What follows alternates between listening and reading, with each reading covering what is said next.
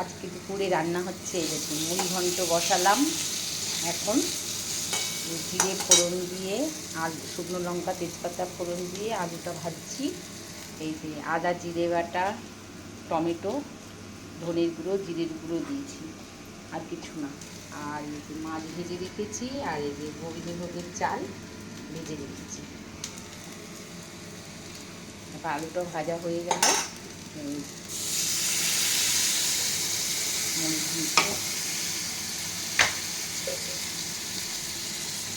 কোনো পেঁয়াজ রসুন কিছু না, নিরামিষ মুড়ি ঘন্ট। দেখুন, পেঁয়াজ রসুন ছাড়া মুড়ি ঘন্ট আমরা করি, আমরা পেঁয়াজ দিয়ে খাই না। এইভাবে একবার খেয়ে দেখবেন।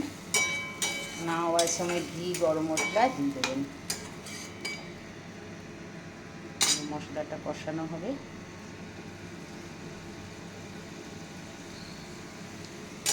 নুন দিয়ে দিচ্ছি, হলুদও দেওয়া হয়ে যাচ্ছে আলু ভাজার সময়।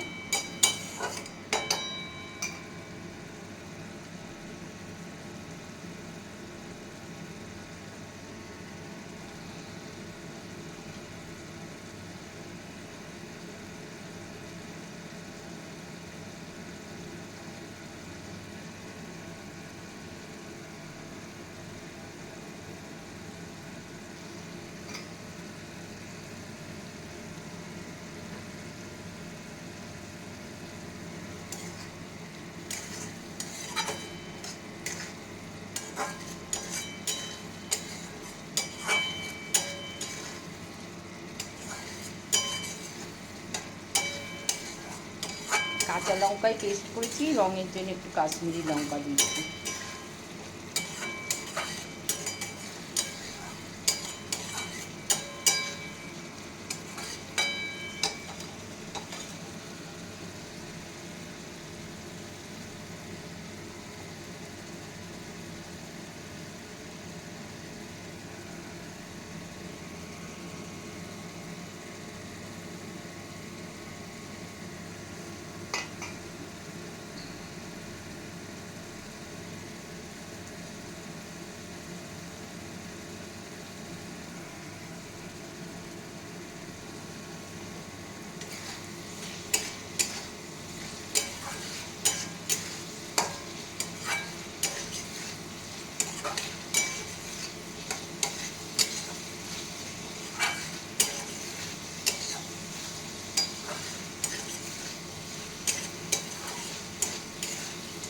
যারা মিষ্টি ভালোবাসেন, সামান্য একটু ঝাল ব্যালেন্স করার জন্য একটু মিষ্টি দিতে পারেন।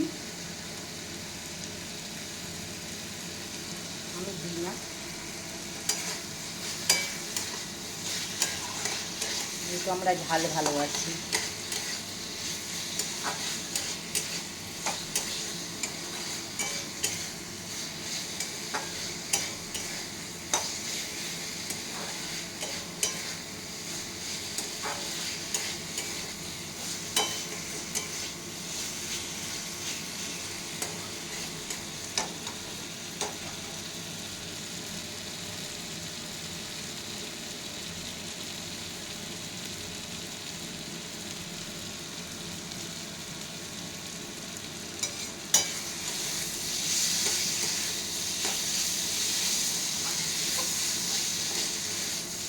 মশলাটা কষাতেই চাই না, মশলাটা না ভাজা হবে না।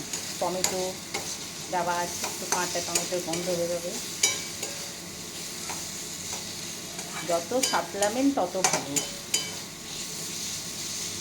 টেস্ট হয় তরকারি। দিনই আগে করি তো।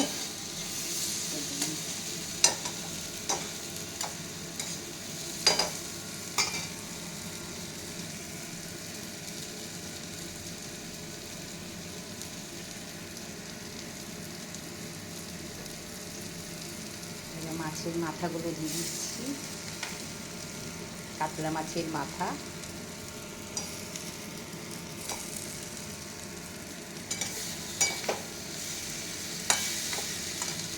সামান্য জল দিই।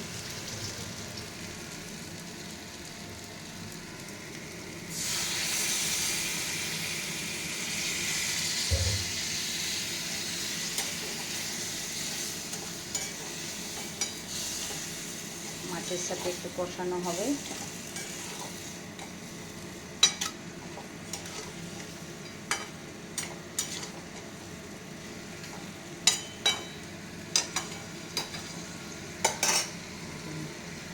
চাল ভেজে রেখেছি, গোবিন্দভোগের চাল 1 মুঠো, এই যে দিয়ে দিলাম।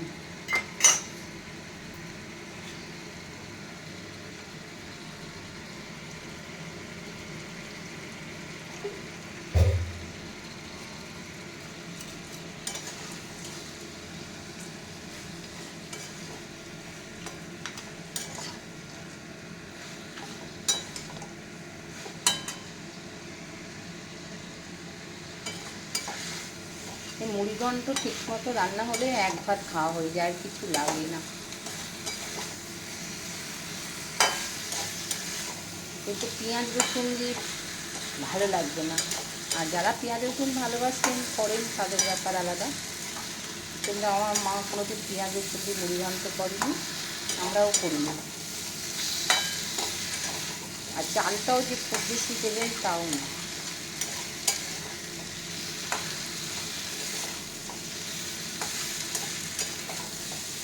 একটা গোটা কাতলা মাছে 1 মুঠো চাল দিয়েছি।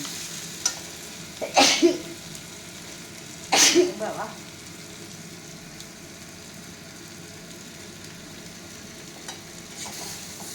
দুদিনের চাল তো সেই বেরোচ্ছে।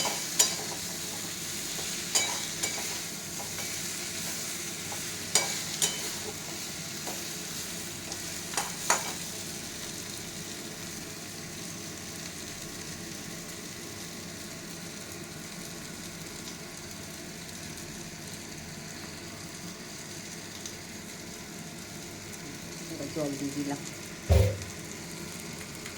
মশলার বাটি জলটা দিয়ে দিই।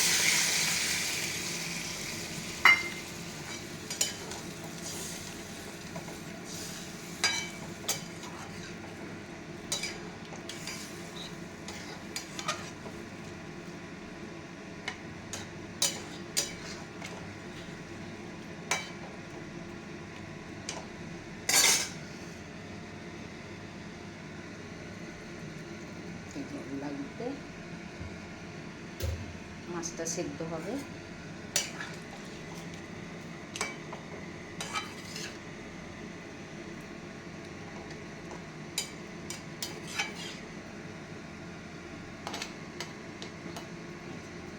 এইভাবেই রান্না করবেন মুড়িঘণ্ট।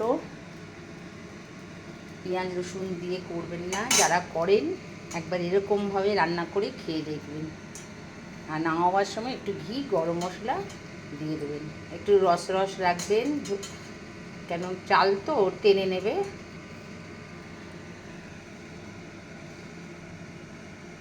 ভালো লাগলে লাইক শেয়ার করবেন, কমেন্ট করবেন।